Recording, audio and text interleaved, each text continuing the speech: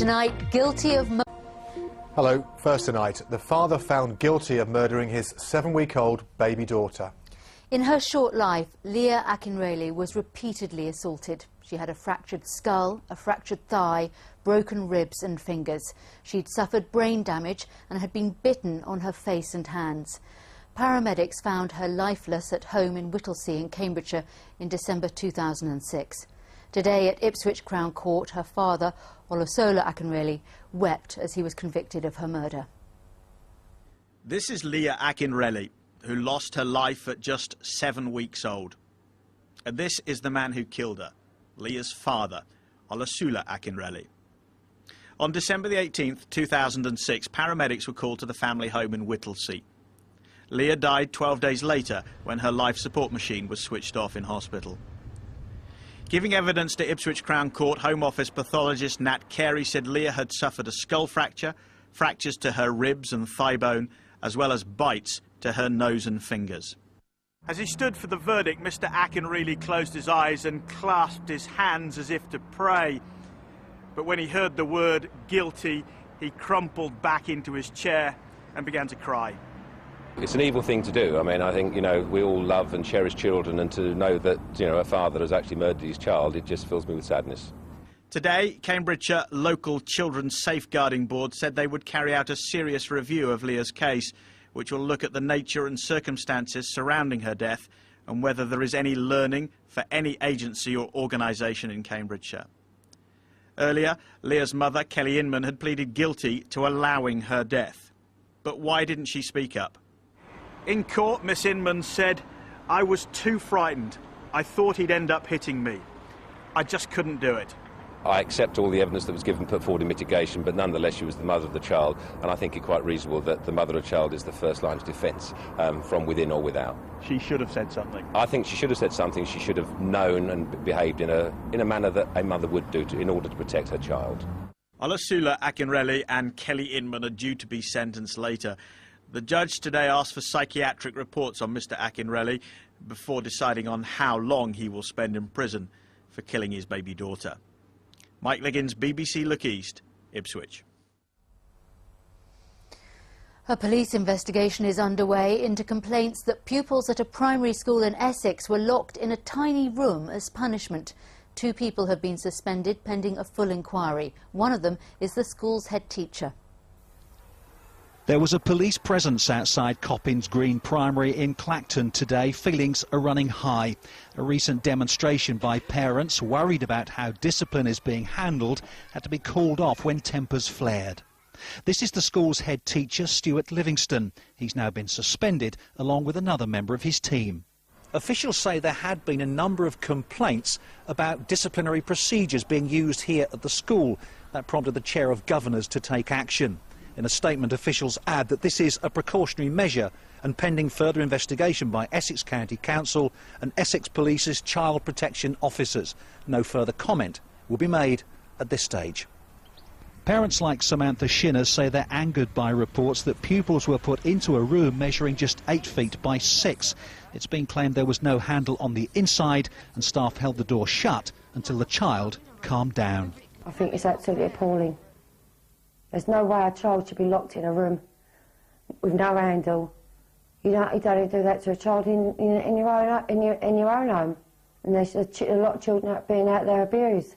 And in my case, in my eyes, that is abuse. I honestly think that is absolutely disgusting. Absolutely disgusting. The inquiry will now try to establish whether it is acceptable or a step too far. Some parents, though, aren't waiting to find out. A number have already taken their children elsewhere. Kevin Birch, BBC Look East, in Clacton.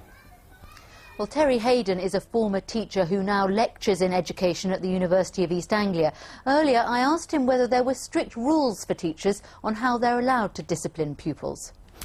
There are guidelines for what teachers should do, but by the very nature of the range of things that can happen in schools, they have to be guidelines.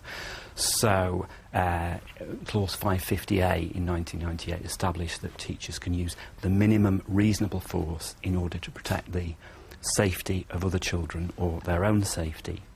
And they can also guide out of the classroom pupils who are interfering with the learning of others But that's quite a difficult area, and teachers often have to make quite difficult decisions, trying to protect the right to learn of all the pupils in their class and yet include pupils as much as is possible.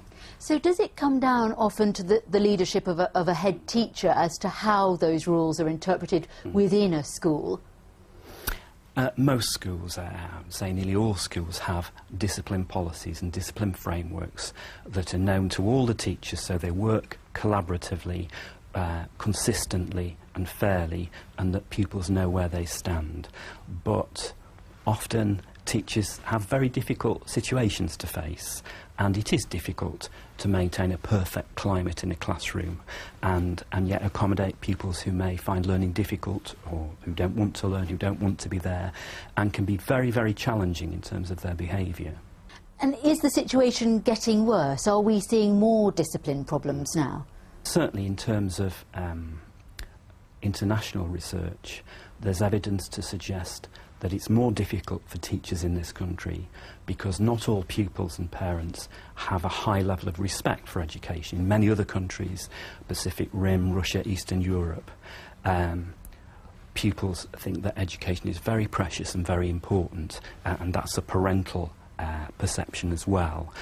That's less the case in this country, and so I think things probably are more difficult for teachers in this country because not all pupils think that education is important and precious.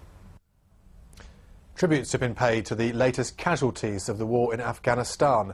Among the soldiers killed in the attack by an Afghan policeman was Warrant Officer Darren Chant. He was born and raised in Luton. Mike Cartwright reports. Just a day before Darren Chant died, he'd been made an officer, a promotion he now will never know about. At his old school in Luton today, pupils were told about his death in morning assembly. Peter Clark taught him PE. I found out yesterday and I did have a very difficult night's sleep, because I think that one of the things, certainly at Lea Manor, is that we pride the students that we have. He was definitely outgoing, he was good at sport, participated in most of the sports teams, was one of the well-liked students, very sporty, and found that he was the type of boy that other students would look up to. The attack, which killed Darren Chant and 5 other British soldiers, happened in Helmand Province 2 days ago. 6 others were seriously wounded. They were relaxing after a patrol when an Afghan policeman opened fire. In a statement, Nasheen Chant said she's devastated about her husband's loss. She said their unborn child will never know him, but will know about his legacy. He had 3 other children, aged between 8 and 16. Warrant Officer Chant is described as a first-class soldier. His life was taken by someone he thought was his ally. Mike Cartwright, BBC Look East, Luton. And the Politics Show will have more on the conflict in Afghanistan this Sunday. That's Remembrance Sunday at midday. There's lots more to come on Look East, including another call for lorries to be banned from overtaking on our dual carriageways. We'll be meeting Baldrick, the hedgehog with a difference, and we'll be